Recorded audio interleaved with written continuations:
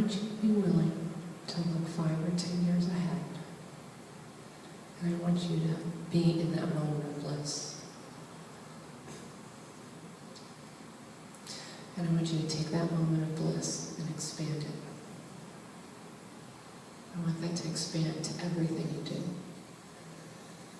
I want that moment of bliss to not only be a moment, but to be a way of being.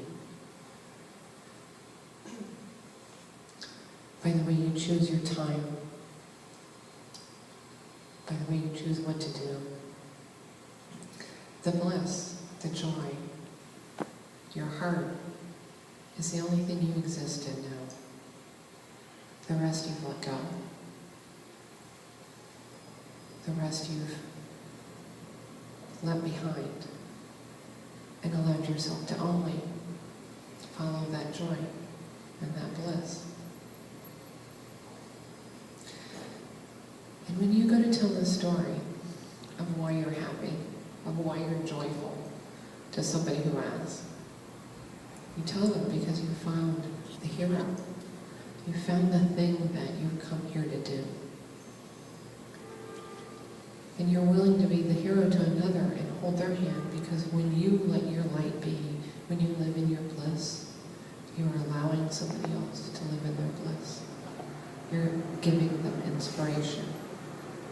You're holding their hand to say it's okay for you to do it too. I want you to spend a few moments in that energy of feeling what it is to have let go of everything that does not serve you. And trust that you have created this reality, and you were a good planner. And when you planned it to be fun. You said, I'm going to come there because it's going to be great. And so when you're in alignment with what that is, your divine purpose, all else is easy.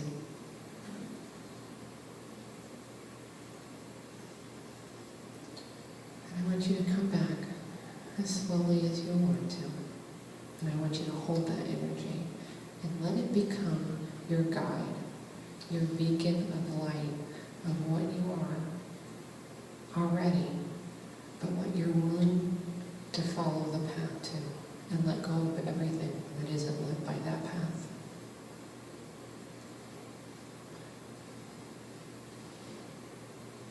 And when you're ready to come back, just open your eyes.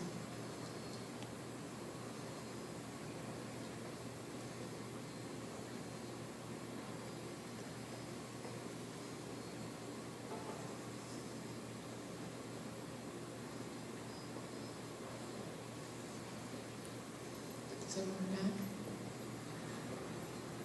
Would anyone like to share something they're facing right now? Something that they're worried about or questioning what they want to do and how to walk on that path?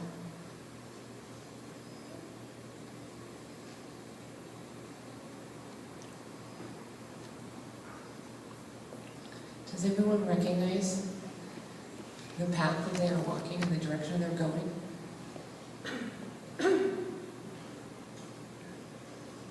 I've been struggling with it myself in the last few weeks. See, I achieved writing the book. I walked my spiritual journey. I've been through the dark of the night. And then I had this plan to okay, now I'm going to get back to business. Now I'm going to do something.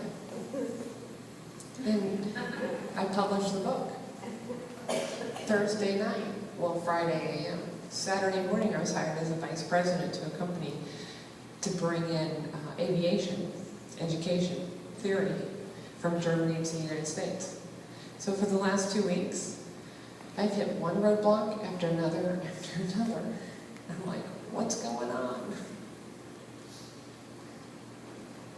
And so it took a lot of thinking in the last few days. And what occurred to me is, wait a minute, I found my path. I was on it. Why did I think I needed to jump off of it? Why did I think I was done? It's nothing that ever really finishes. It's a continuation. I love to help people awaken to the divinity of who they are. In my book, I talk about twin flames. And my spiritual journey was learning to love myself and identify who I was as a being in my own being. And the path I took was a little bounce back and forth. You know, makes it a little interesting for a book. And then who would have thought that I would have ever written a book? But when I became a trainer of infinite possibilities, people heard that I had had a relationship. And they had the same kind of thing, and so they were asking me about it. So I was talking to them, and then I was talking to 2 or 3, and then I was talking to 4 or 5, and then I finally said to somebody, I don't have time to talk about this, but I wrote it down so that I could capture it. It was just, you know, maybe 20 pages, because I didn't want to lose the intensity of the experience. And so I sent it to somebody, and she said, oh my God, you need to write a book. Or I'd heard that before. But see, I'm dyslexic. I don't know how to spell. Why would I write a book? And then the next person asked me, and they said, well, can you send me that chapter thing you sent Lee? And one by one, I kept being asked for this book. And even though I tried to go off and do another job, it wasn't letting me. And so, maintaining our path and knowing that we're here to share these stories, it's challenging. It's fun. It's enlightening. That's why places like Connect are so perfect, because we can support each other. Does anyone have any questions or want to share what they've seen? John?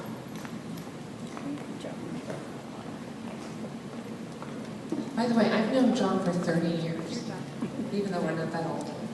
Check. Great to see you, first of all. First, I've got to give you a hug, right? Really good. No, I just wanted to share a story. I was going through a difficult time personally in my life, and somebody came by the office and they brought this dragonfly. I'm like, why a dragonfly? And it was the lady to my left who explained to me that the dragonfly was a symbol of rebirth, and that even though I was going through this terrible time, it was at the same time a rebirth to get you to a much better place, which I hadn't thought about at that point in time.